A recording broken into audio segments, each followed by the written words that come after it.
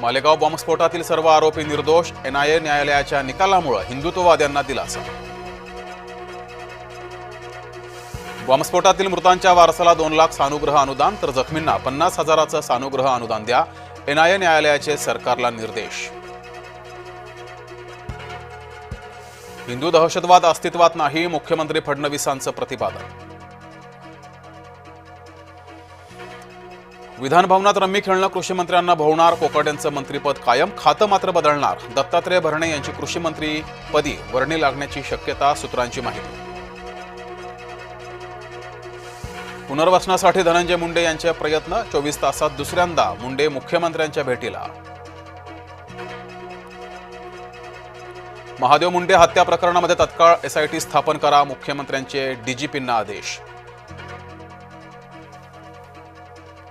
मुख्यमंत्री फडणवीसांनी घेतली राज्यपालांची भेट, मुख्यमंत्री राज्यपालांमध्ये विविध विषयांवर चर्चा. उपमुख्यमंत्री एकनाथ शिंदे दिल्ली दौऱ्यावर, अमित शहांची भेट घेणार असल्याची माहिती.